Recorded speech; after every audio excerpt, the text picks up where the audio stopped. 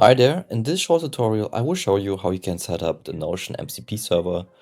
I recently had the idea it would be cool to use it because I'm storing all my content ideas in Notion. I also have here this great Chrome extension. If I see something interested, I just put it right into my Notion. So I have here my backlog on ideas for my content stored here in my content database. Let me show you this. And it would be cool to actually use Claude to give me some searching my backlog and then come up with some ideas that I collected over time.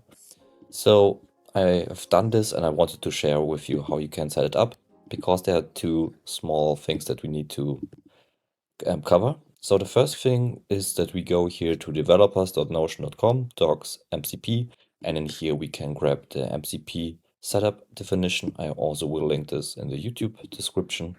So let me grab this part here. Then we will open up our favorite IDE. In my case, it's VS Code, and then make sure to open up the Claude Desktop Config JSON file. So this is the JSON file where we can configure our MCP servers if you're using Claude Desktop.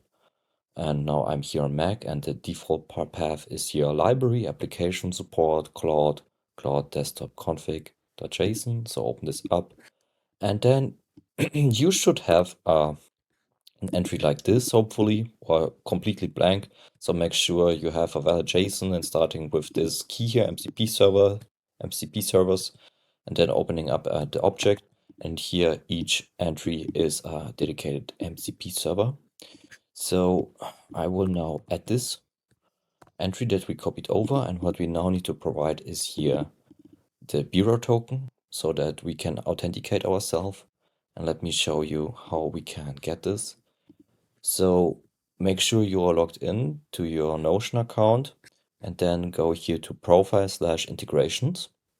And then we will create a new integration. So this integration is representing the access for us. So we need to choose here our name, MCP. Then we need to select our workspace. So my personal workspace here, and the type is internal. So only for our internal use. This is not an external public app.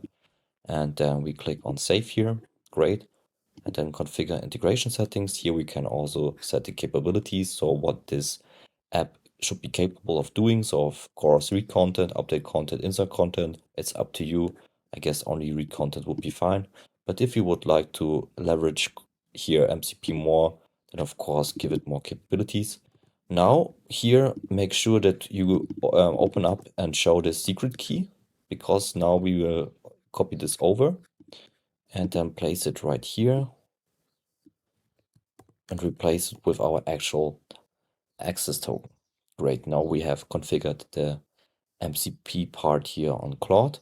And what we now need to do, and this is, I've recently forgot it, and therefore I wanted to make this video to share this with you, is now we need to associate this integration with our Notion workspace.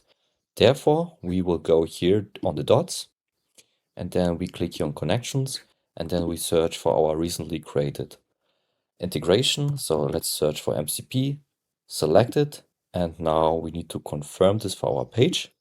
And after that, and only after that, we have then access here to all the pages in there. So let me now open up Claude, and now we will make then sure if our Notion MCP server is up and running. Therefore, I click here on this icon, and we see now, yep, it's there. Sorry, this was the wrong. Here, Notion API. There we have 19 tools. Wow. Okay, and now let me show you the real power. Since I'm storing all my content ideas, let's write show all my content ideas on my content database in Notion for or related to agents. And now we see that here under the hood a post search is been used and some content were found here in my database.